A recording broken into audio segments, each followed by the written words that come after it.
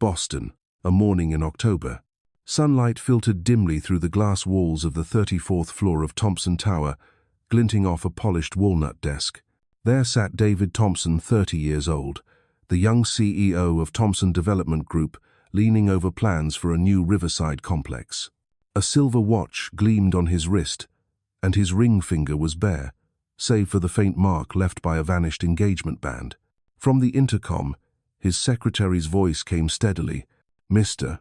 Thompson, your 8 o'clock meeting has been moved to 9:30. Also, Miss Winters asked me to remind you about your dinner reservation at Rossetti's tonight at 7. Without looking up, he replied softly, "Thank you, Linda. Any word from the Westlake investors?"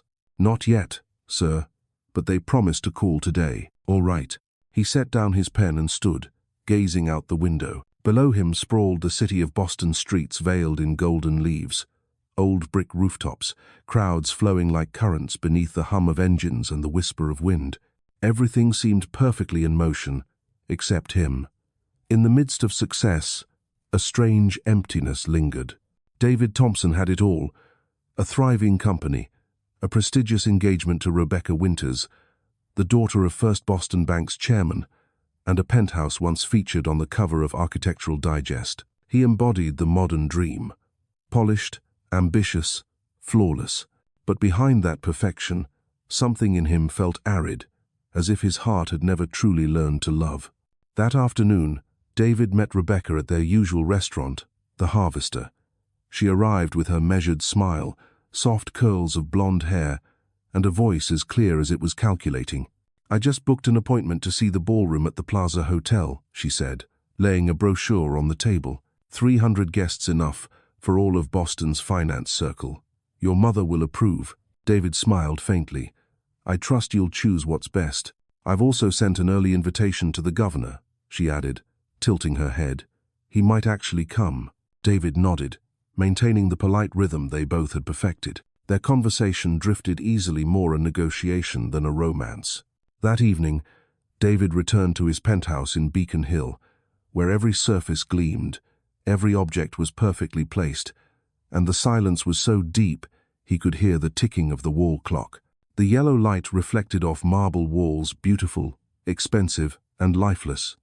He poured himself a whiskey, sat in the leather chair, and opened his laptop. Outside, Boston melted into a soft rain. The next morning, at 7:30, David sat in the kitchen, coffee in hand, eyes fixed on his screen. The door creaked open behind him, followed by a familiar voice. "Good morning, Mr. Thompson." Jasmine Williams, his housekeeper, arrived with her usual cleaning supplies. "You're early, as always," he said without looking up. "Yes, I'd like to finish a bit sooner today. I have some family matters." Her tone was polite, restrained, never personal. Jasmine had been a quiet part of his home for 5 years, working 3 days a week. Never late, never complaining. David knew almost nothing about her, except that she was careful and precise, and always put everything back in place. But that morning, something about her words made him pause. "Is everything okay?" "It's fine," she replied, eyes darting away. "I just need to leave a bit early." "Of course. Go whenever you need."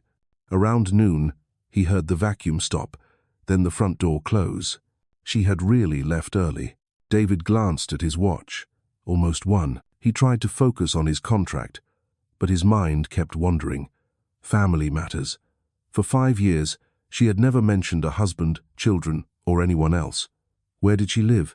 What did her life look like beyond these walls?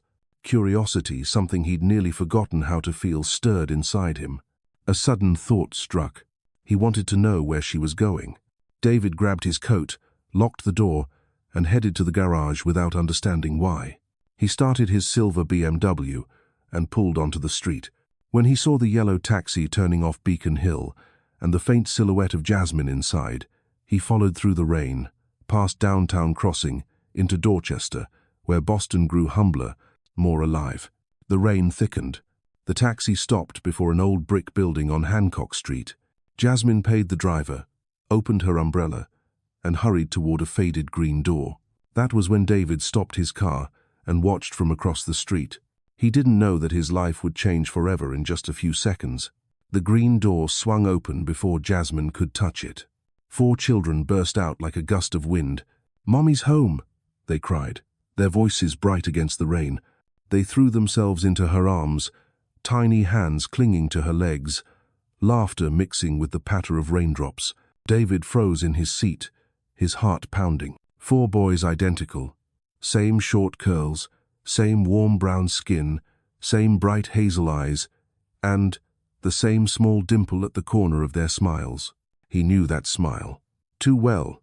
It was his own, captured in old photos beside his mother when he was 10. He stopped breathing. Impossible. Jasmine bent to kiss each of them, then led them inside. An older woman appeared at the door, her mother, perhaps waving in welcome.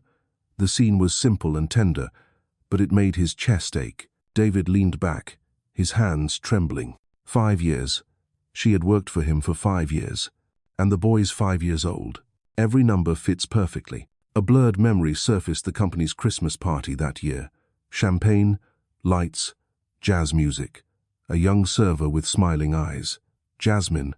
They had talked, laughed, and he had drunk too much. What came after was hazy, but he remembered the scent of her perfume, the whisper of her voice in an empty room, and the next morning, she was gone.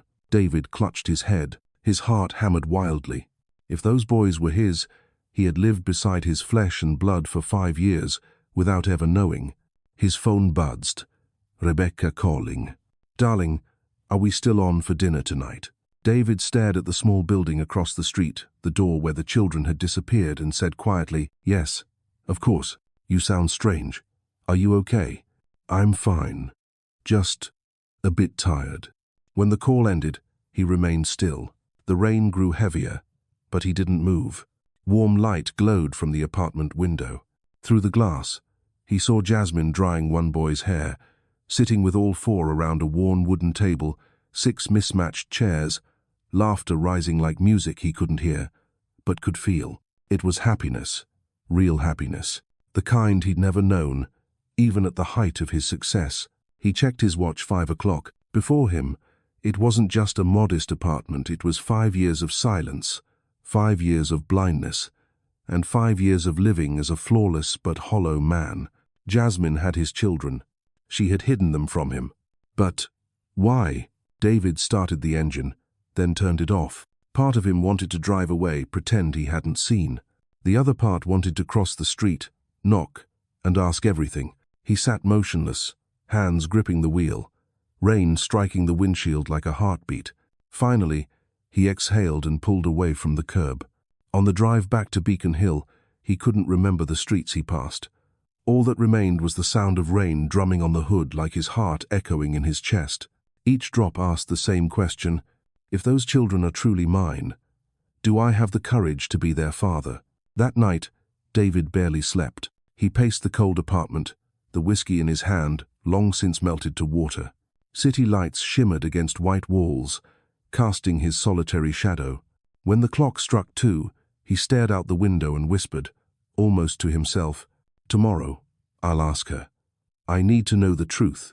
He didn't realize that in that moment, his life and the lives of 5 others had already turned toward an entirely new chapter. Boston still carried the damp breath of last night's rain the next morning.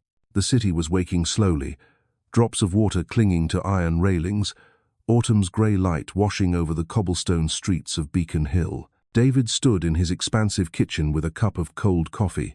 He hadn't slept, not because of work, but because 4 small faces flashed through his mind. 4 faces that looked exactly like his. 4 clear voices calling mommy through the rain. 7:45 a.m. He heard the lock turn. The door opened. Jasmine walked in, carrying her usual cleaning supplies. But she froze when she looked up and saw him waiting in the living room. "Mr. Thompson?" Her voice was hoarse with surprise.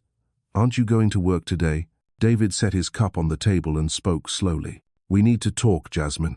She hesitated. "If it's about yesterday, I'm sorry for leaving early." "It won't." "It's not that." His tone was soft but firm. "It's something else." The air in the penthouse thickened. Jasmine frowned slightly and placed her basket on the floor. "You're scaring me." "What's going on?" David took a long breath. "I followed you yesterday." She froze. "What did you say?" I followed you home. Her eyes widened. You did what? You followed me? David nodded, meeting her gaze.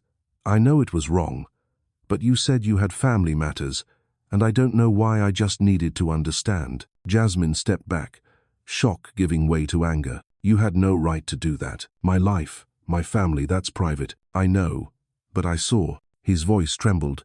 He saw 4 children. She stopped breathing.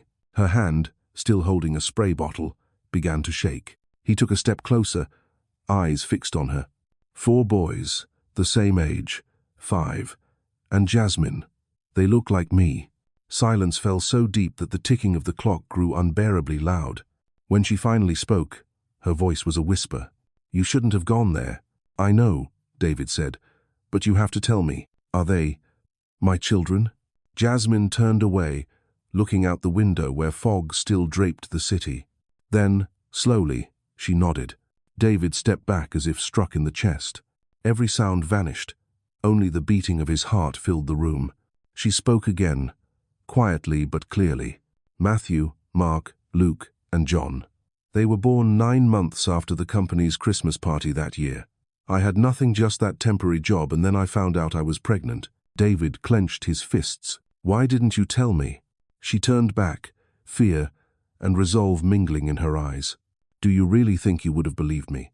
Back then, you were David Thompson on magazine covers, engaged to a bank heiress, and I was a temp waitress.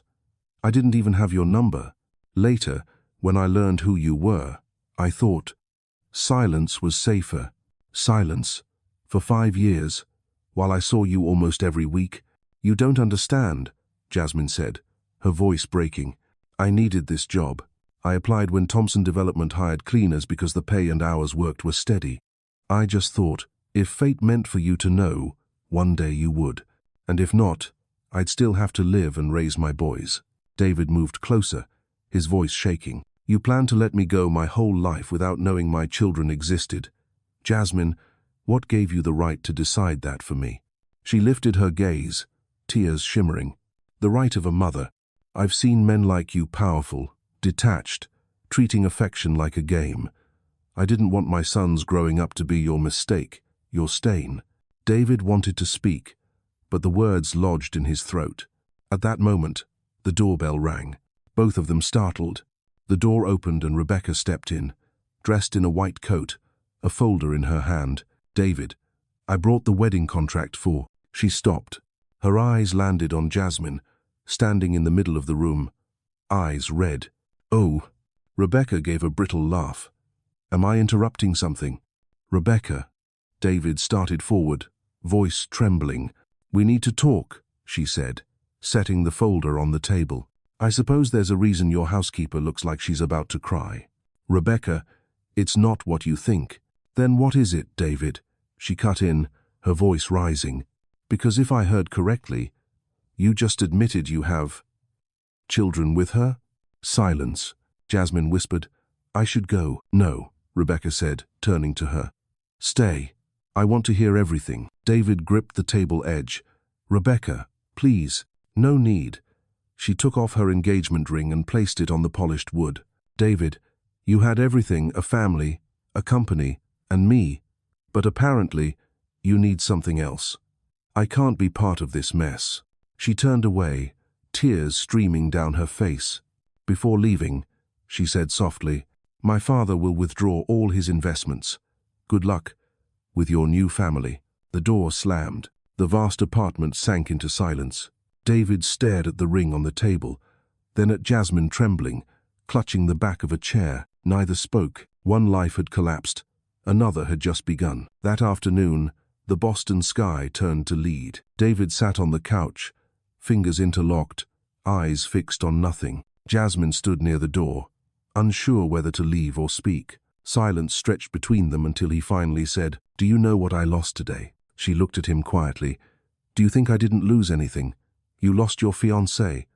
I lost my peace. I never wanted my children dragged into your world where even emotions must look perfect. David rose and stepped toward her. They're my children, Jasmine.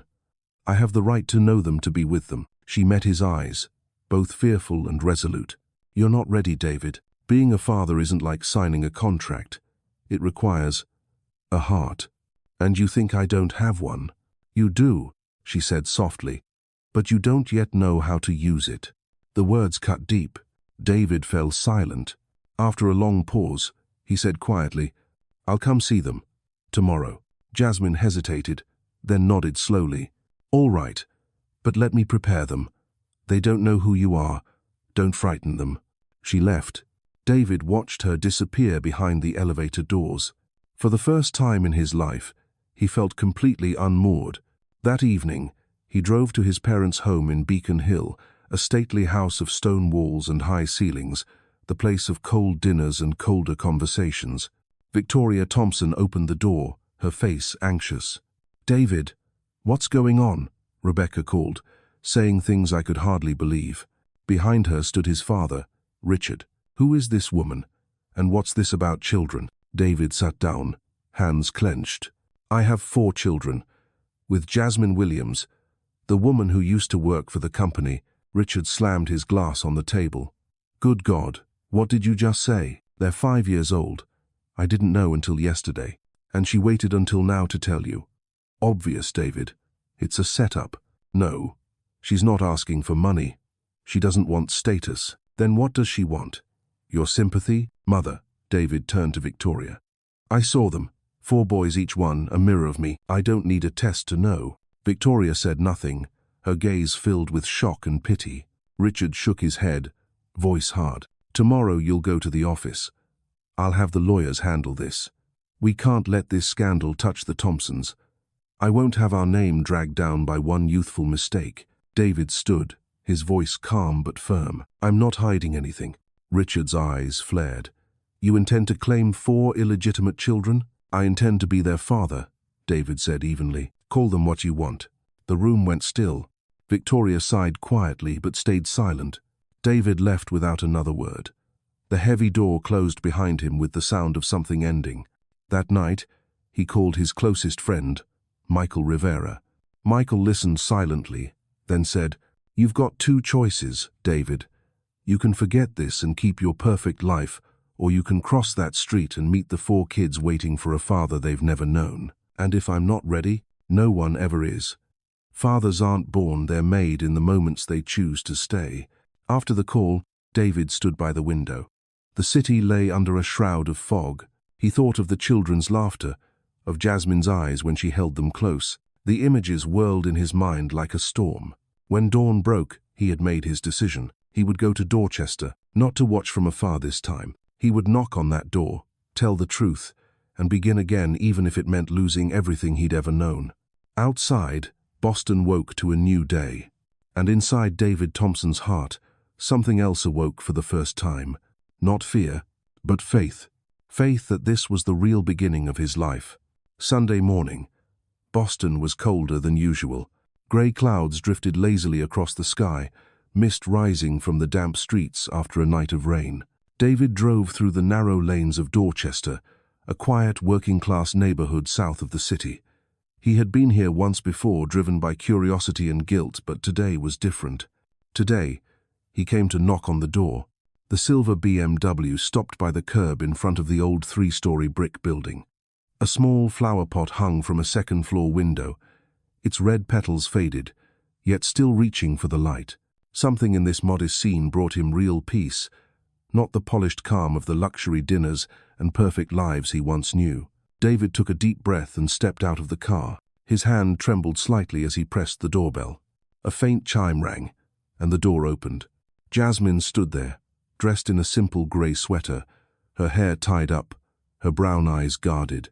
You came, she said softly. I did, David replied, forcing a small smile. I hope this isn't a bad time. The boys are awake, but I haven't told them anything, she said quietly. I just told them a friend was coming to visit. A friend, he repeated, smiling faintly. I like how that sounds. Are you ready? No, he admitted. But I don't think I ever will be unless I start. She nodded once, stepping aside. Come in. The apartment was small but warm. Children's drawings covered the walls, bright scribbles of houses, suns, and 4 stick figures holding hands. The air smelled faintly of pancakes, and laughter drifted from the kitchen. Jasmine called out gently, "Kids, come here. We have a visitor." Small footsteps pattered on the wooden floor. A little boy appeared, first curly hair, a dimpled cheek, round bright eyes. He stopped when he saw David, studying him curiously. Then 3 more boys ran out, lining up beside him like 4 miniature versions of the same face. David could barely breathe. The sight blurred the line between dream and reality. The first boy, Matthew, it seemed, tilted his head and asked, "Mommy, who's that?" Jasmine smiled softly. "This is Mommy's friend. His name's David." All 4 chorused, "Hi, Mr. David." He laughed, the sound breaking into something that wasn't quite laughter and not quite tears. "Hello, boys," he said, voice thick. "It's so good to meet you." The children swarmed around him. Luke tugged his sleeve. "You're really tall." John asked, "Do you like pancakes?" "Mommy makes the best ones." David crouched down, smiling. "I love pancakes. May I have one?" Matthew nodded eagerly.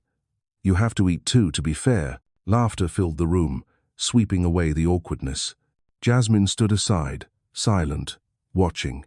Her sons laughed more than usual, and David, once the cool, controlled executive, looked nothing like himself. He looked like a man trying to rediscover something he'd lost long ago. Breakfast passed in bursts of shy conversation and warm chaos. David listened as the boys talked about preschool, the neighbor's dog, and a game called Who Can Jump Farthest on the sofa. He smiled at every story, every glance, trying to memorize it all. "Mr. David, do you have kids?" Mark asked suddenly. He paused, then answered softly, "Not yet. But if I did, I think they'd look like you." "Like us?" the 4 of them exclaimed, laughing. Jasmine caught his eye. His expression was full of wonder and tenderness. After breakfast, Matthew tugged his hand. "Come see this." He ran to the corner and pulled out a box of Legos. "I'm building the tallest tower in Boston, just like yours." David knelt, studying the wobbly but determined creation. "You know what?" he said gently. "Yours is much better than mine." The boys crowded around him, pointing, laughing, and showing off their work. And in that moment, David felt something shift inside him. The hollow world he'd known for so long suddenly filled with laughter, light, and 4 tiny hands clutching at his sleeves. Jasmine stood quietly, watching. A shadow of fear flickered in her heart, fear that if she let him stay any longer, she might lose the strength to keep her distance. By afternoon, the clouds had lifted and the sun shone softly. Jasmine and David took the boys to the little park at the end of the street. Trees still dripped with rain. Yellow leaves scattered across the grass, and the air smelled of damp earth. The 4 boys ran ahead, laughing. David walked behind, hands in his coat pockets, eyes following every step they took.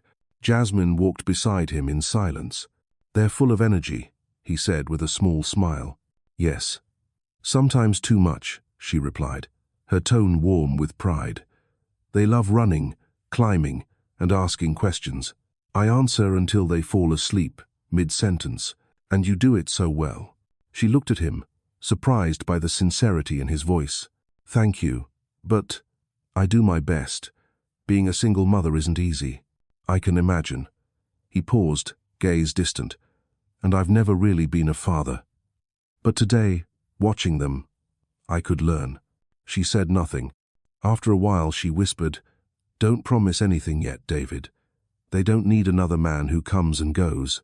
He nodded. "I understand, but I want to be here not out of obligation, but because I want to." Her steps faltered at that. She didn't answer. She just watched the boys trying to launch a kite. David stepped forward to help John with the string. When the boy's face lit up, his laughter echoing, it struck David like a weight. He was looking at his childhood smile.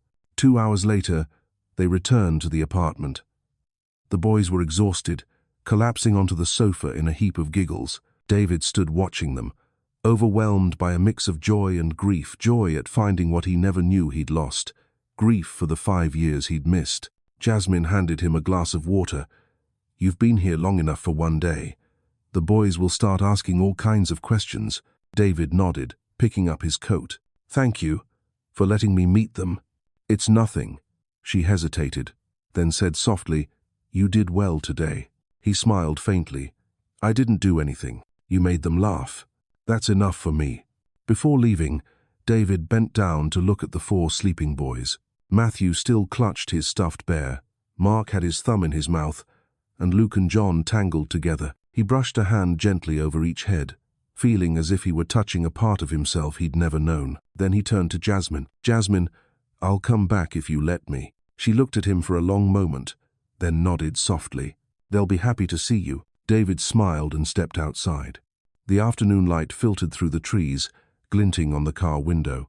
In the rear-view mirror, he saw his face the same David Thompson, but with his eyes transformed. No longer cold, no longer empty, but full of something warm and genuine. For the first time in his life, he felt like a father.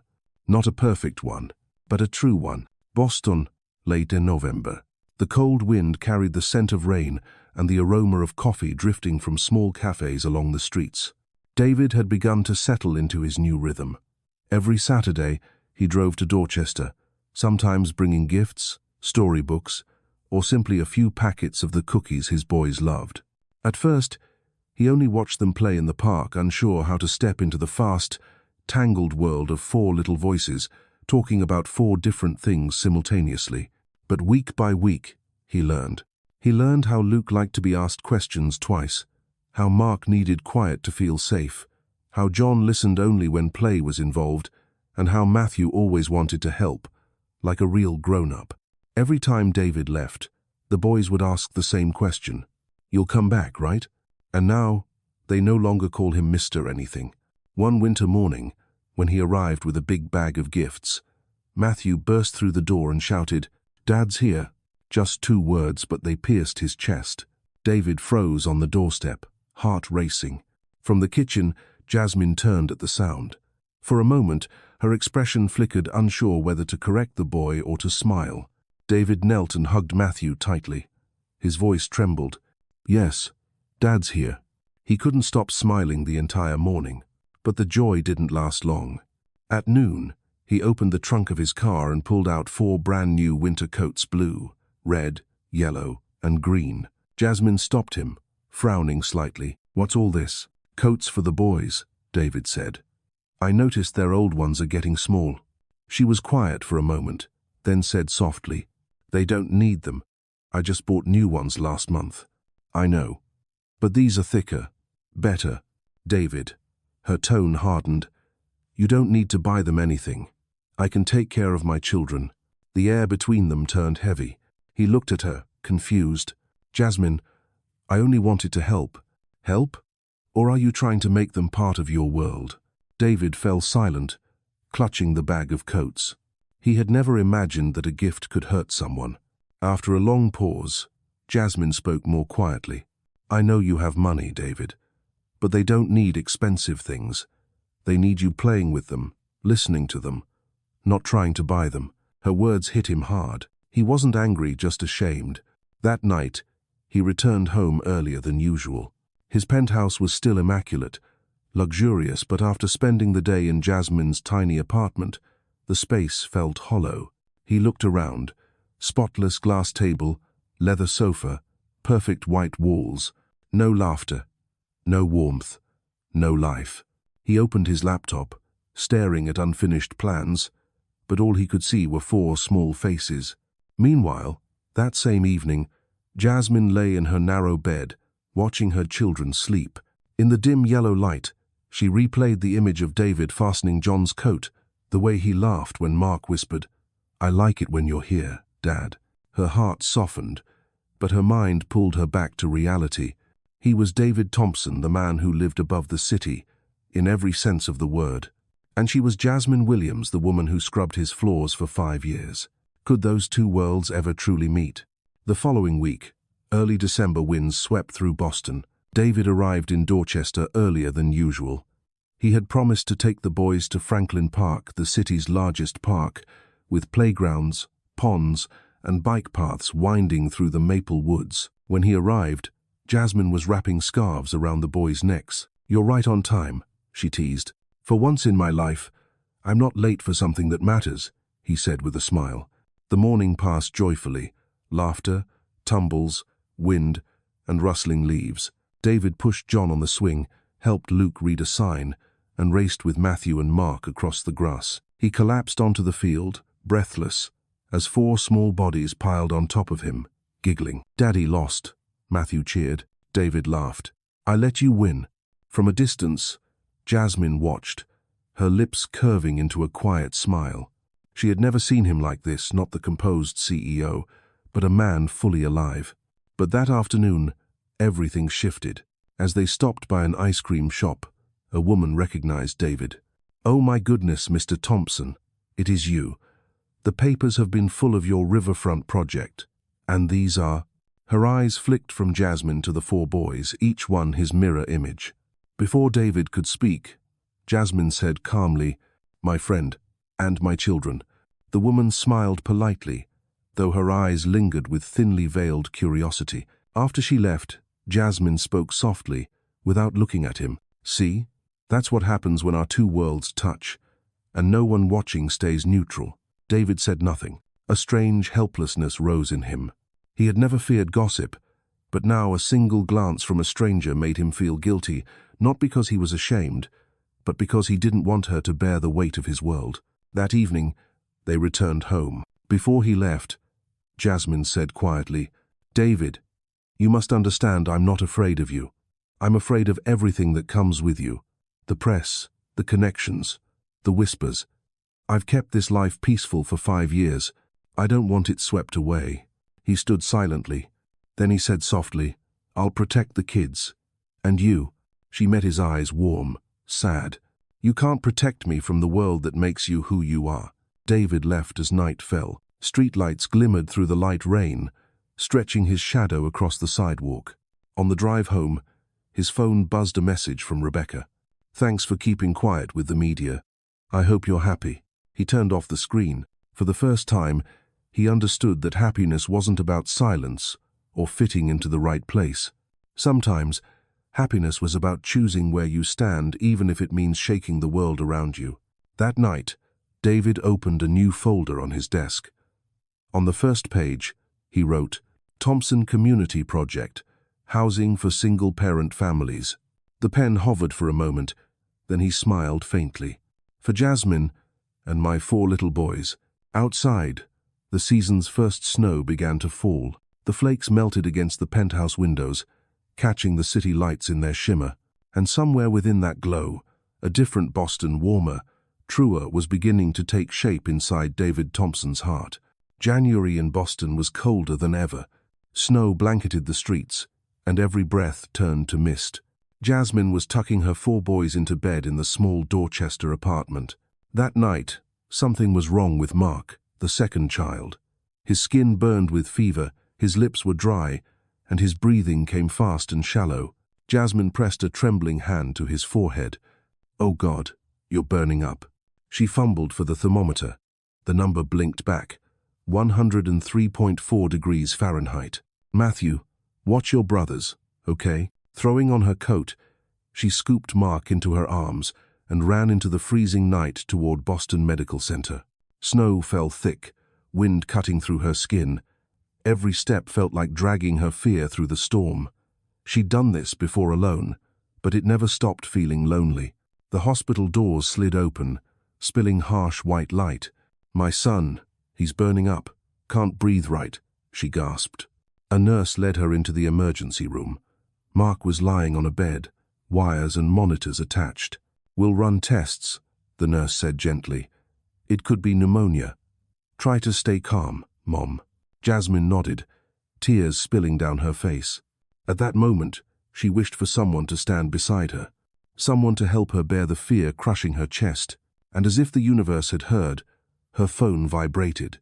"David Thompson," she answered, voice trembling. "David." "Jasmine, are you okay?" "I stopped by your place," Matthew said. Mark had a fever. "Where are you?" "The hospital. Boston Medical. He's having trouble breathing." "Stay there. I'm coming."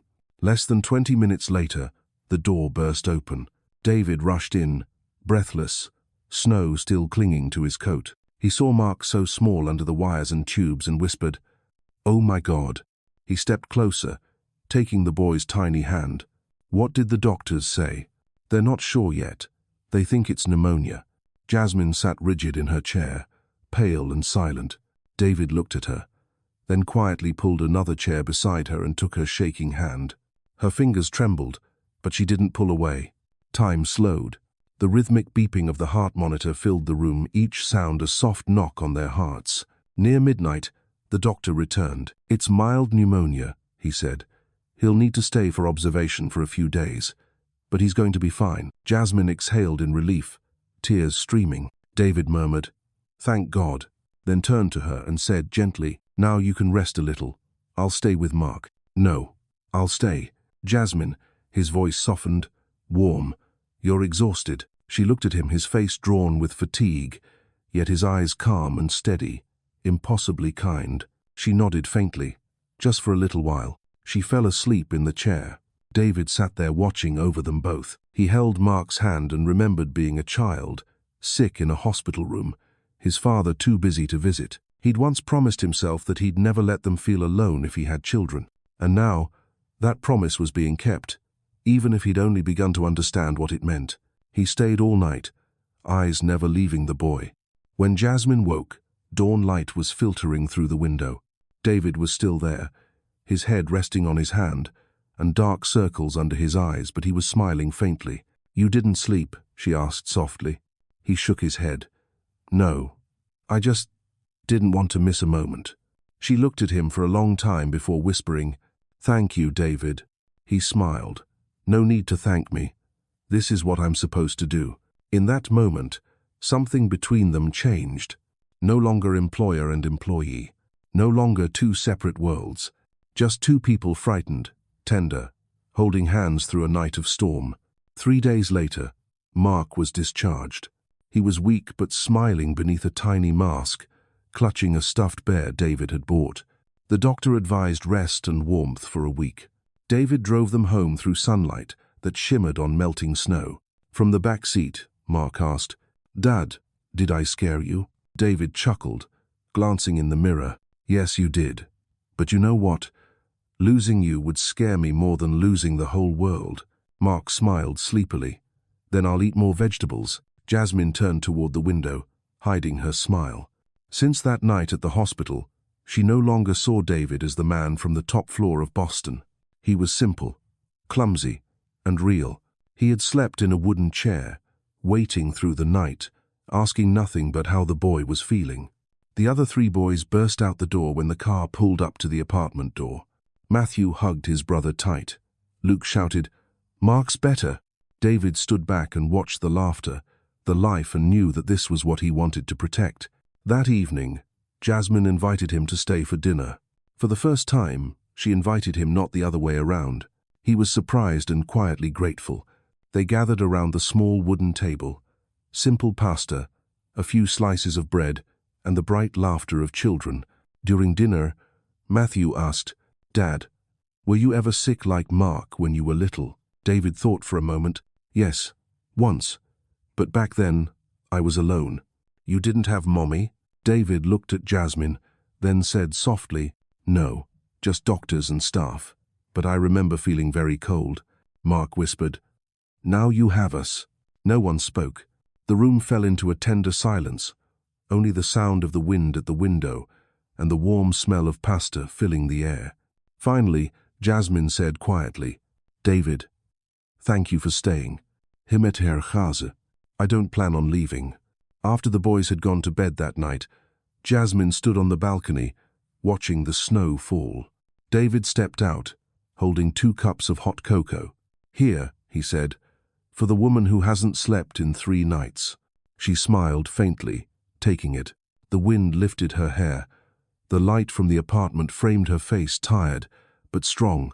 David looked at her and said slowly, "I don't know what kind of man I'll become, but if you let me, I want to be near you and the kids. Not out of duty, because I need to." Jasmine stayed quiet, hands tightening around her cup. "You don't know what you're saying, David. Your world isn't easy to walk away from. Mine isn't easy to return to. I don't care about the world anymore. I care about the person standing right here." She turned away, smiling sadly. Don't say what you're not sure you can keep. Then let me prove it. The cold wind passed, snow drifting softly around them. Between them, there was no longer distance, only the warmth rising from 2 cups of cocoa and the shared rhythm of their breath in the night. It wasn't a confession, but it was the first moment their hearts truly touched, and from that moment on, a new life began, quiet, gentle, like snow falling on the rooftops of Dorchester, Boston, early February. The city was still in its winter chill, snow piled along the sidewalks, streetlights casting soft gold reflections onto the wet roads. David had just stepped out of a meeting when his phone rang. It was Jasmine. Her voice trembled. "David, something's happened." "What is it?" "Someone came to the apartment. They said the building's being cleared in 2 weeks. I don't understand." He froze. "Cleared out?" "Yes. They said the owner sold it to a new company, Thompson Real Estate Holdings." The cold he felt now wasn't from the weather. He whispered, "Jasmine, what did you say?" "David, isn't that your company?" Silence. A current of shock shot through him. He hung up and stormed out of the building, driving straight to the headquarters of Thompson Group. Richard Thompson's father was in his office, framed by the massive window overlooking the city. "Do you know what you've just done?" David demanded, his voice tight with anger. Richard looked up calmly. "What are you talking about, David?" "Dorchester, the building where Jasmine lives. You bought it." Richard nodded, pouring himself a glass of wine. "Yes, it's part of a redevelopment project. That neighborhood is decaying, it'll be demolished and rebuilt." David's fists clenched. "You knew she lived there. And what of it?" Richard's voice turned cold. "She's one of hundreds of tenants. You think I'd stop an entire project because of a housekeeper and 4 illegitimate children? Don't talk about them that way." David's voice cracked. "I'm speaking the truth," Richard replied evenly, setting his glass down. His eyes were sharp and measured. "I've let you make mistakes long enough. This family's reputation has suffered since you refused to control that scandal. I'm cleaning up the mess you made." David gave a short, bitter laugh. "Cleaning up by throwing them onto the street. You call that honor?" Richard raised an eyebrow, expression unmoved. "It's a necessary sacrifice. Don't forget you're the heir to Thompson Group. One day, all this will be yours. But if you keep letting that woman drag you down, everything will fall apart." "You're wrong," David said, voice low but steady. "What's falling apart isn't the company, it's my faith in this family." The air turned to ice. 2 men, one holding power, the other holding love, stood silently. At that moment, David knew that to protect the woman and children he loved, he would have to give up something. He turned to leave. Richard's voice followed him, sharp as steel. "David, if you walk out that door, don't come back. You'll have chosen your side." David stopped and looked over his shoulder. "I haven't chosen a different side, Father. I've just chosen the right one." The door shut behind him. A chapter of his life, loud, polished, and empty, closed with a single click. Jasmine stood in her apartment, clutching the eviction notice. Outside, snow blurred the world into white silence. Her boys played quietly in the corner, unaware of why their mother had stopped smiling. A knock came at the door. David stepped in, breath misting, coat dusted with snow. "David," she whispered, "is it true? That company, is it yours?" He nodded, eyes shadowed. "My father. He's doing this to force you out, to separate us." Jasmine sank into a chair, hands shaking. "So this is his lesson? Buying people's lives to prove a point?" David let out a humorless laugh. "He thinks I'll choose reputation, but I'm choosing you and the kids." She looked up in disbelief. "What are you saying?" "I resigned. I'm done living under his control." "David, that's crazy." "Maybe. But for the first time, it feels right." He sat across from her, speaking softly. "Jasmine, I have an apartment, my penthouse in Beacon Hill. I don't want to pressure you, but stay there until you find another place. I'll handle the rest." She didn't answer right away. Her instincts screamed no. She feared charity, pity, and whispers. But then she remembered the man who had sat through the night beside their son in the hospital, not for duty, but for love. She sighed, nodding faintly. "Just for now, until I find somewhere else." "Of course," he said with a small smile. "Just for now." 2 days later, the once silent penthouse overflowed with life. 4 boys ran laughing across the polished floors, leaving tiny footprints everywhere. Matthew shouted, "Dad, this house is bigger than my school." David laughed, scooping him up. "Do you like it?" "I do. But I'm scared I'll make a mess." "That's fine.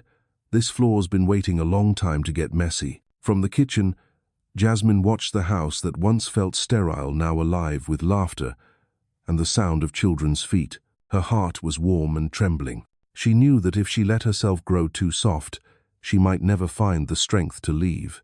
That evening, after the boys were asleep, David poured 2 glasses of wine and handed one to her. "Thank you for staying." "I didn't stay, David.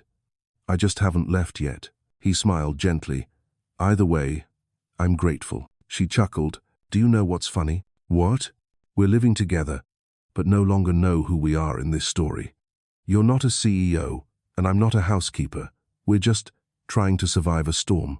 David's voice was low, steady, and sometimes surviving together is where love begins. She said nothing. Outside, the wind howled against the glass. Inside, 2 people sat in the ruins of their old lives and found warmth in what remained. The next morning, sunlight filtered through the curtains. The boys still slept, tangled in blankets. Jasmine sat by the window, coffee in hand, gazing at the city.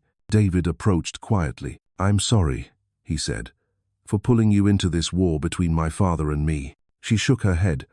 "Don't be. Some battles need to happen to learn what truly matters.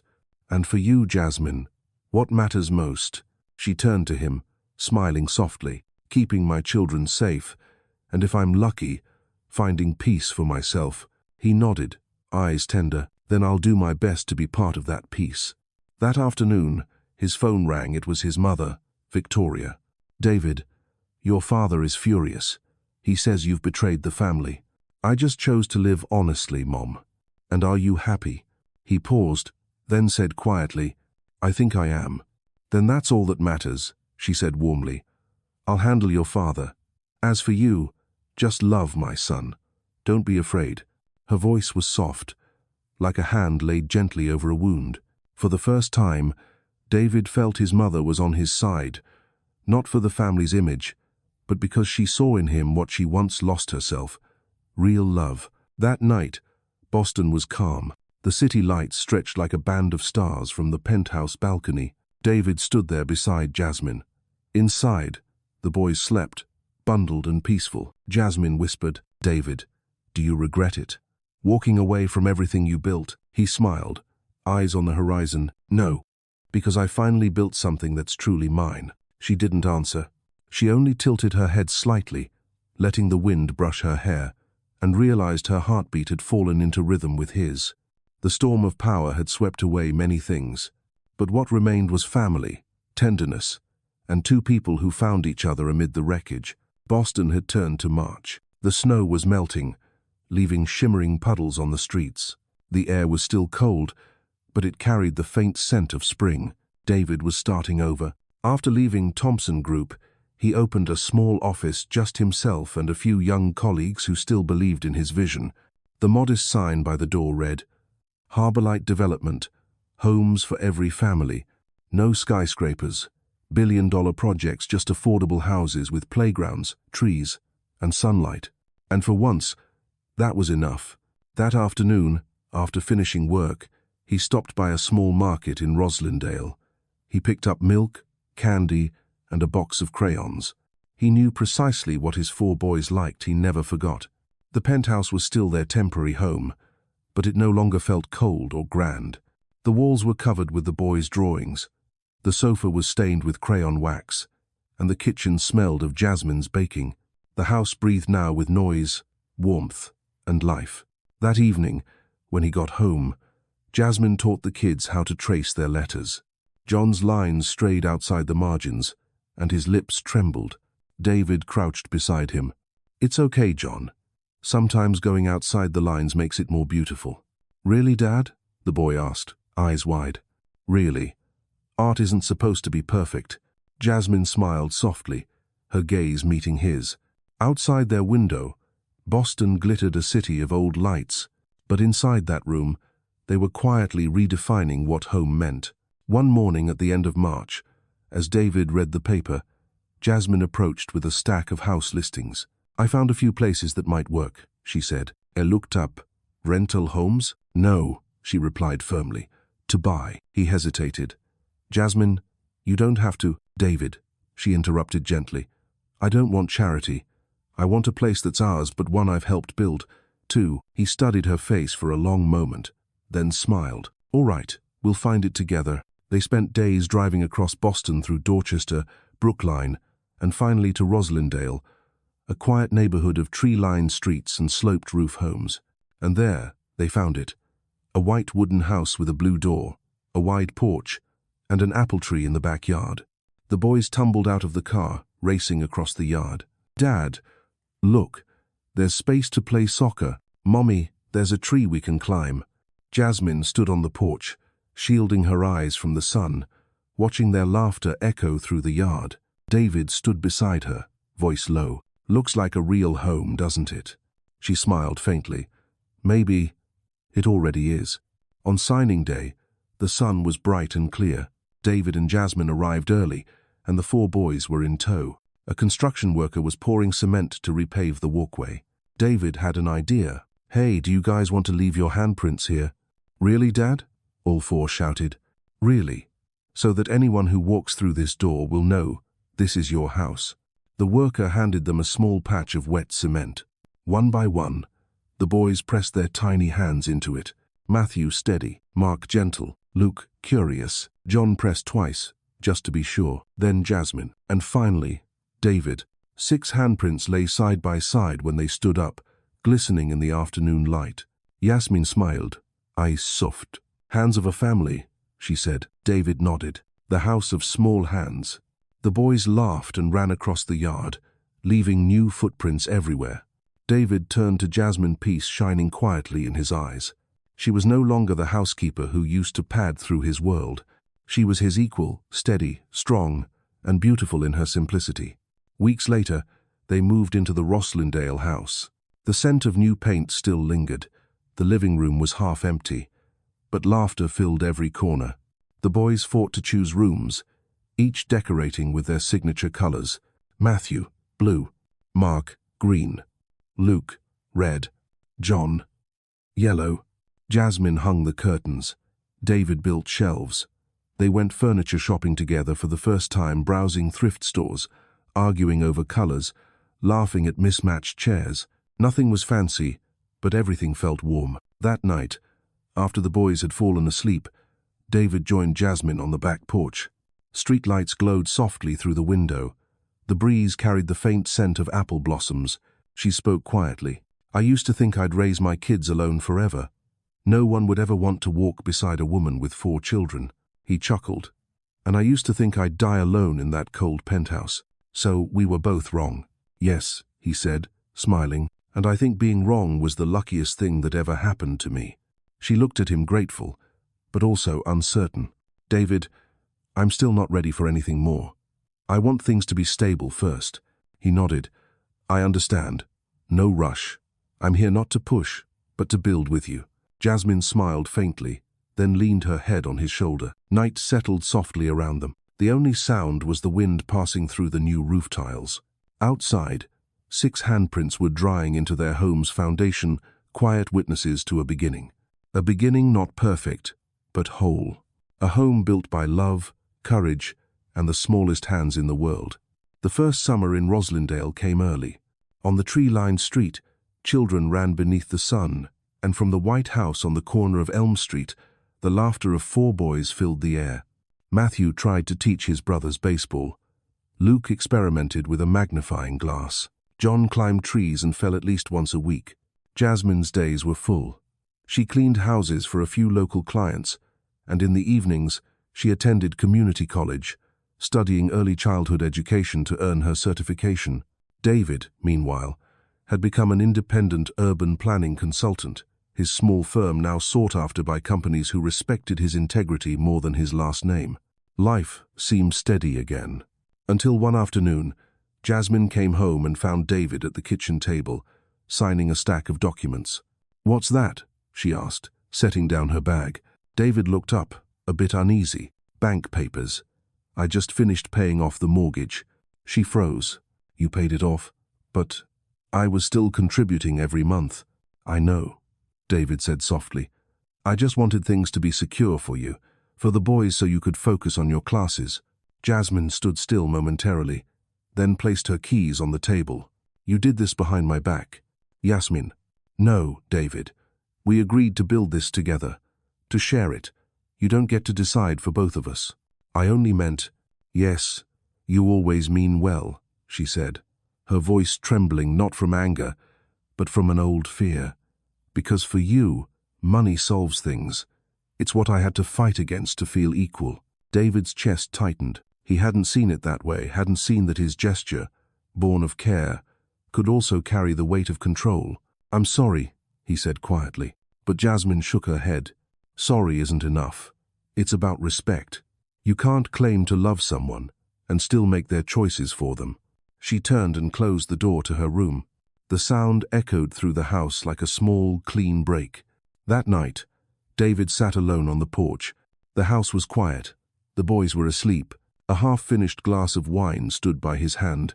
He thought again of her words. Love doesn't mean deciding for someone else. For the first time, David realized that loving Jasmine was more complex than any project he'd ever led, because it required no plans, control, or humility. 3 days passed in silence. Jasmine worked and studied late. David cooked, drove the boys to school, cleaned up, and sat wordlessly at his computer each night. The rhythm of family life continued, but without laughter. Then, on Wednesday afternoon, the doorbell rang. It was Richard Thompson. Stepping inside, his father scanned the living room, the boys' drawings on the walls, toys on the floor, a pot simmering on the stove. He took a slow breath. I'll admit, you've turned yourself into quite the family man, he said dryly. David replied evenly, I think that's a good thing. Perhaps. But good things aren't always wise. David frowned. Why are you here? Richard laid an envelope on the table. I received a letter from the city council. Your affordable housing project is under legal review. Some of your investors are being investigated for fraud. David tore open the letter. It was true. A financial firm tied to his project was under scrutiny. I can help you, Richard continued, his voice cutting like a blade. Quietly, discreetly.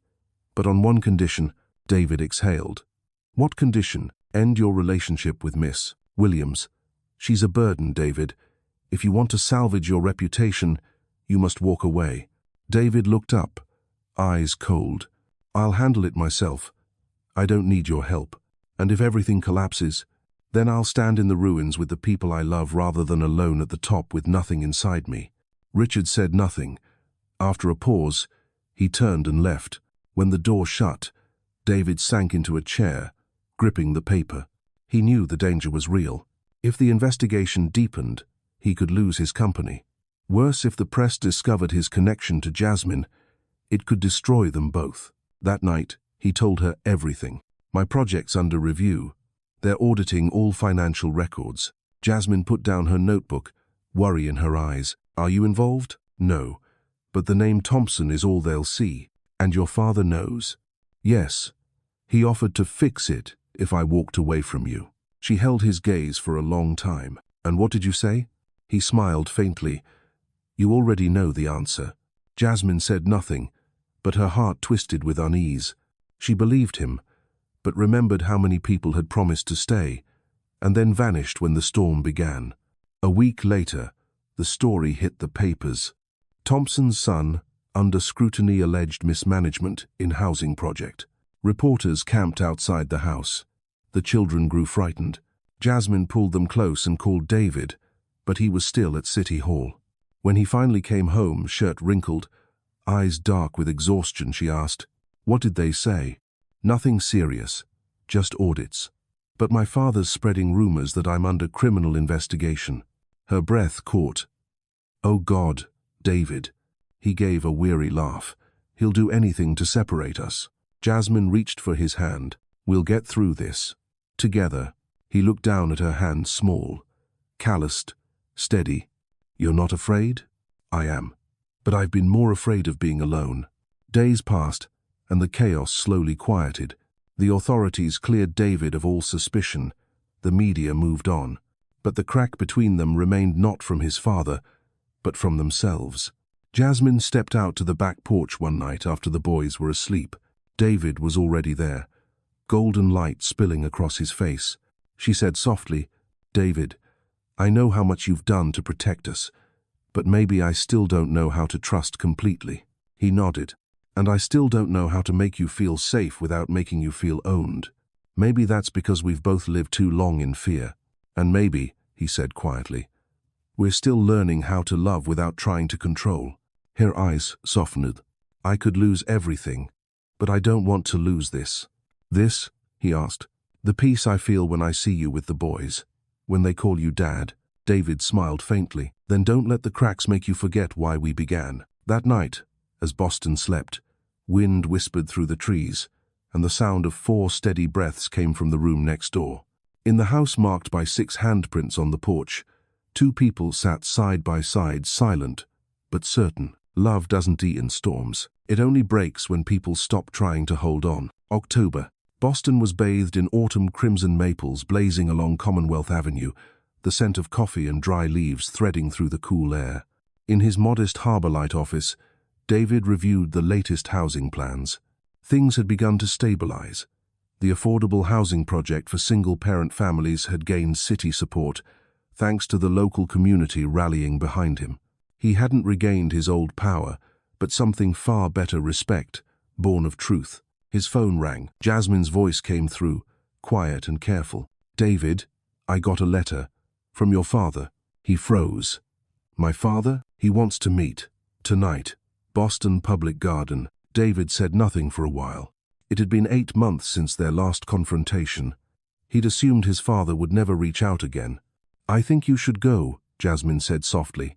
"No matter what happened, he's still your father." That evening, a crisp wind swept through the park. Boston Public Garden glowed gold beneath the street lamps, the lake still and glassy under the falling leaves. David stood by the water in a brown coat, hands in his pockets. Footsteps crunched behind him. "Father." Richard Thompson approached, his posture still proud, but his face older, wearier. "You came," he said. "You asked." "So I did." They stood in silence for a few moments. Then Richard spoke. "I read about your project. It's doing well. You're being invited to speak at the National Urban Planning Conference. I'll admit, you did what I never thought possible." "Thank you," David said calmly. "But I'm not here for compliments." Richard gave a tired smile. "I know. Maybe I owe you and them an apology." David looked up. "Them, Miss Williams, and the boys." He sighed, eyes fixed on the lake. "I thought I was protecting you from a mistake, but really, I was protecting my pride. When you resigned, I was furious, but also jealous. Jealous that you dared to do what I never could live honestly." His voice trembled. "David, I'd like to meet the children. Just once, if you'll let me." David stood quietly, then nodded. "Tomorrow, Roslindale. 6 o'clock. Thank you." As Richard turned to leave, David called after him. "Father." Richard stopped. "I used to think you didn't know how to love, but maybe you didn't know how to show it." Richard turned back, eyes glistening. "You're wrong. I knew how. I just learned too late." The wind stirred, lifting golden leaves into the air. For a brief moment, time seemed to pause, holding 2 men once divided, finally finding their way back to each other. The next day, the sky over Boston was impossibly blue. The small house in Roslindale glowed with early evening light. Jasmine set the dinner table while the boys buzzed with excitement. "Mommy, who's coming?" Luke asked. "Someone significant to your dad," she said with a smile. The doorbell rang. David opened it. Richard Thompson stood there, wearing a dark coat and a small wrapped box in his hand. His eyes softened as he looked around the apple tree in the yard, the cement walkway still holding 6 small handprints. "Come in, Father." Richard stepped inside. The air smelled of waffles and cinnamon. 4 boys appeared, lining up in front of him. Matthew whispered, "Dad, who's that?" David knelt. "Boys, this is your grandfather." The room went still. Then Mark stepped forward, hand outstretched. "I'm Mark." Richard looked at the tiny, warm hand, trusting, fearless, and clasped it gently. "It's an honor to meet you, Mark." The boy grinned, tugging him toward the table. "Grandpa, want some of Mommy's waffles? They're the best." Jasmine appeared in the doorway, calm and kind. "Hello, Mr. Thompson." Richard nodded, voice low. "Thank you for not teaching them to hate me." She smiled faintly. "I teach them to love, not to hate." Dinner unfolded in candlelight. The boys chattered endlessly about school, their friends, the apple tree that had just begun to bloom. Richard listened quietly, nodding, his stern features softening. He wasn't the titan of finance anymore, just an older man rediscovering the joy of belonging. After dinner, he stepped outside. Twilight had settled over the yard. Under the porch light, the 6 small handprints still gleamed faintly in the concrete. Richard knelt, placing his trembling hand beside them. He whispered, almost to himself, "I should have been here sooner." David came up beside him. "It's all right, Father. You're here now. That's what matters." Richard looked up, eyes wet. "You know, seeing them, I realized I never truly understood what inheritance meant. I thought it was wealth, legacy, but it's what you pass on through love." From the doorway, Jasmine watched 2 men, 2 generations, their shadows blending in the warm porch light. Something quiet and unfinished inside her finally settled into peace. Before leaving, Richard hugged each of the boys. "You'll come back, Grandpa?" John asked. "Of course. Bring candy next time," Luke added. Richard laughed, voice rough. "I'll bring the whole store if you want." As his car disappeared down the street, David stood on the porch, watching the taillights fade into the night. Jasmine stepped beside him. "You just gave the past something it's always needed, forgiveness." He turned to her, smiling softly. "And you turned the impossible into a home." She replied, "Sometimes all people need is one chance to see each other again with their hearts, not their history." Inside, the boys slept soundly. Outside, under the pale moonlight, 6 handprints and 1 new, older one lay pressed into the cement. A family, at last, complete. May in Boston. After a long winter, the snow had melted, and the grass on both sides of Roslindale's quiet streets glowed green again. Morning birds sang on the roof of the White House where 6 handprints, weathered but unbroken, still marked the beginning of everything. David woke early, opened the window, and breathed in the cool spring air. From the kitchen came the scent of apple pie. Jasmine was baking. The boys ran in circles, laughing and fighting over their new clothes for preschool graduation. "Matthew, your shirt's inside out." "I did it on purpose, Dad. It's a special day." David laughed, buttoning his son's collar, his eyes full of warmth. He still wasn't used to this mornings filled with footsteps, giggles, and the sound of something rising in the oven. After years of chasing success, happiness now fit neatly inside this small house, in 4 smiling faces, and in the woman who had changed his world. Jasmine wiped her hands on her apron. "Don't forget we'll visit my mum this afternoon. The kids want to bring flowers." David nodded. "I remember." At noon, they drove to the small cemetery south of the city. The spring wind brushed gently over the grass. The boys placed bunches of white daisies in front of a stone that read, "Maria Williams, a mother, a woman who lived with kindness." Jasmine knelt, whispering, "Mom, I'm okay now. You'd be proud." Mark won a drawing contest, Matthew's reading on his own, and John and Luke, well, they're still wild. And me, she smiled and turned to David, standing a few feet away. "I found someone who listens and stays." David placed a hand on her shoulder. No words were needed. In the soft wind, he felt something tender like a blessing carried through the blue spring sky. That evening, the house came alive. Jasmine spread a checkered cloth over the wooden table while David strung lights across the porch. Richard and Victoria arrived, bringing a basket of fruit and a small wooden box. Inside lay an old pocket watch, Richard's keepsake, always locked in his desk drawer. He handed it to David, his voice low. "It belonged to your grandfather. I think it's yours now, but promise me something. Don't use it to count the work hours. Use it to count the moments that matter with them." David took his father's hand. "I promise." Richard smiled, then turned to Jasmine. "Thank you for bringing my son back." She smiled gently. "I didn't bring him back. I just helped him remember who he was." When twilight fell, The string lights shimmered to life. The boys raced around the yard, their laughter echoing. On the table, apple pie, salad, a few bottles of cheap wine, and the scent of grilled meat in the air. Nothing fancy, perfect, just a family learning to love the right way. David raised his glass, voice steady but warm. To those we've lost, and those who remain. To the pain that taught us how to cherish, and to the small hands that showed us what it means to hold on. They clinked glasses. Laughter rippled through the porch. Jasmine met his eyes, golden light reflecting in hers. She whispered, "Just for him, you know, if someone asked me what happiness is, I'd say it's how you look at me right now." David smiled, finding her hand beneath the table, squeezing gently. "I spent years searching for what was here all along." When the boys had fallen asleep late that night, David and Jasmine sat on the back porch. The Boston sky was clear, scattered with rare, perfect stars. They sat silently for a while, the silence that felt like peace. Jasmine spoke quietly. "Do you ever wonder if things would have been different, if I'd told you the truth sooner?" David shook his head. "No. If things had been easier, maybe we wouldn't have learned what we needed to.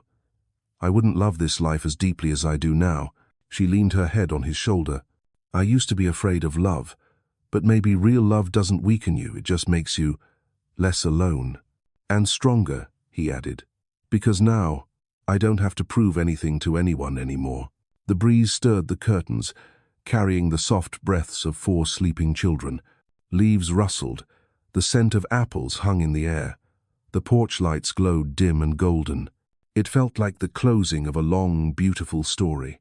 David looked down at the 6 handprints in the cement, darker now, solid, more beautiful than ever. He said quietly, as if finishing a tale, "You don't need everything to be happy. You need someone who stays when everything else is gone." Jasmine squeezed his hand. "And when someone holds your hand," she whispered, "even the darkest road has light." Moonlight fell over the roof, the handprints, and 2 quiet silhouettes side by side. Boston slept in peace. No more storms,